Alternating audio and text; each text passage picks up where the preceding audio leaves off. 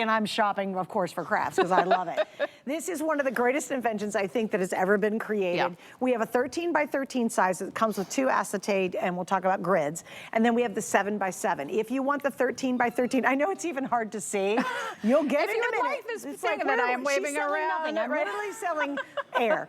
The 13 by 13 is going to sell out first, and then you all got to jump on the 7 by 7. Please don't miss out. So what is this in essence? So that is a mat that is double sticky on both sides, but not sticky in the fact that it's going to add adhesive to anything you put on it. It just holds it in place. It is an extra pair of hands for you, and when you are a crafter, you can use it. So this is a perfect example. I have a piece of cardstock and I have a stencil. Back in the day, I would want to stencil this paper. I would have to get a piece of washi, and you can actually watch as I run my finger across it. See how it's changing color a little bit? That means it's adhering itself to the grip mat. So you used to have to get washi tape, but the problem was if you wanted to do something all the way to the edge, you had to make sure, okay, well now I got to make sure my washi tape doesn't touch. So now you just run this over here. I'm going to take, what and I by love, the way, yeah, that's even on there. Holds the ink pad. So that you're not like, boop, accidentally. We're always having to hold the ink pad and then grab our little smearer. Or the ink pad is on something and then you accidentally bump the table and it goes everywhere. So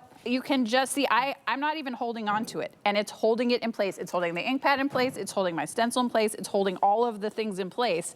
And you can, I mean, I can do this all day long, but I will just pick it up and show you. So it holds it perfectly to the paper so you don't have any run over. But here's the thing, this is not sticky now. It just held it on just enough so that I could get it to do exactly what I wanted. So that's the number one. And then this washes off with soap and water. This washes off with soap and water if you get ink on it. Here's where I was talking about the little intricate dies. So here's this little go, right? And we just quickly cut this out. If I wanted to, let's just pretend that this, I'm not gonna turn this go green, but it's happening.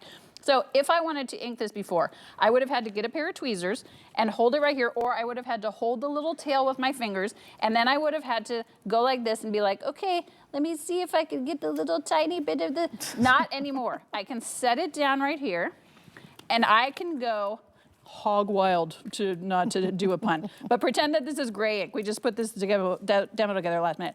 I can get every possible edge if I wanted to do like shadow on this, if I wanted to get, you know, the tail, if I wanted to do something else.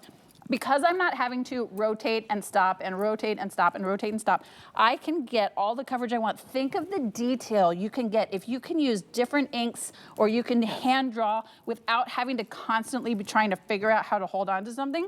And then when this peels up, again, it is not sticky on the back. So if I wanted to use a pop dot, if I wanted to use foam tape, it's not adhesive, it's not sticky to the touch, it's just sticky enough to hold on to it. And here's what's gonna blow you away. When it starts to lose its stickiness, you wash it with soap and water, and then the stickiness comes back. Now watch, this is on this table. I could literally, watch, I'm gonna roll the table away. My whole crew's like, where are you going? Please I am don't go, rolling the whole table with this. But again, it's not damaging the surface at all. That's how strong and powerful it is. And it's not leaving a sticky residue on your table. So if you're doing it on your kitchen table, if you're doing it on your counter and you're worried about leaving some sort of, there is nothing here. I can absolutely. Can I give 2 more examples where I think this is brilliant? And I wish I would have had, I ordered this, and I wish I would have had it today because tonight's show I had to do some inking. Now, if you guys, how many of you have the layerable stencils? And usually you have to have a special stencil machine that's got to fit the holes, and you got to put 1 layer. You know what I'm talking about, where you get 1, 2, 3 layers. You're doing a beautiful rose, and it's the leaves, it's part of the leaf, part of the flower, and then the other part of the flower. It's brilliant for that. For stamping, oh my gosh, how many times have you screwed up stamps? And here's why. You want to stamp a couple times, but your paper shifts. That's going to stop that as well. So so I'm going to show this on the smaller one because I want to leave the 13 by 13 on mat. So you're getting these 2 grids, and people have been asking what they're for. So they can actually go underneath. So if I wanted to, for example, as Suzanne was talking about stamping, the 13 by 13 actually has a slim line, but we're just gonna use, oh, here, we could use it right here. So when you are stamping, when you are trying to emboss, when you are trying to do like add letter stickers, what this does is because you have added it underneath, now you can lay this on top. It is still going to hold your card perfectly in place, but now it's not like you have a ruler and the ruler shifts and you're trying to line something up. So because it's holding out, see now I can move this all around the table, but my ruler line is never going to move. Right. So if I'm trying to do alphabet stickers, if I'm trying to do stencils lined up perfectly, if I'm trying to hand draw all of the things. If you have a stamp platform, this will fit inside a stamp platform. Yes, it's which so I good. do. It does all the things. I have a stamp platform that from actually we are we are makers. Yeah. And it's an independent one with these little legs that go like this. They go boop boop boop boop boop. Yes. Boop, right? Yeah. So and the problem is if I don't get that nailed right, and if it doesn't stay still, I can really screw up a project, which means you have to do it all over again. Yes. So it's really cool. Is this is going to get that? It'll stay stuck, and it just goes down, and you're like, oh my goodness, my project didn't slip. And all right. I want to show you the 13 by 13 is gone. Oh, is it gone? Okay. So all we have now left is the 7 by 7.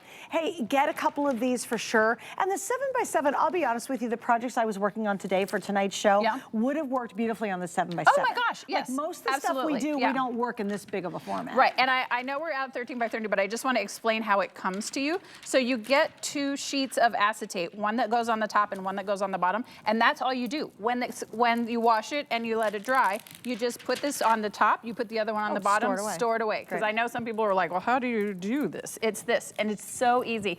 If you didn't if you got the 13 by 13, get the 7 by 7 for your crop. If you missed out on the 13 by 13, the 7 by 7 will still get you. My producer's saying we have got to go. But look, life is so. Look at this. I'm just doing it all. Although with one I do love what we're about to show everybody. Yeah, I can't. We still have 2 more cool kits. But I'm anyway, very cynical, and look my at mind that. was blown. I could have used this today when I.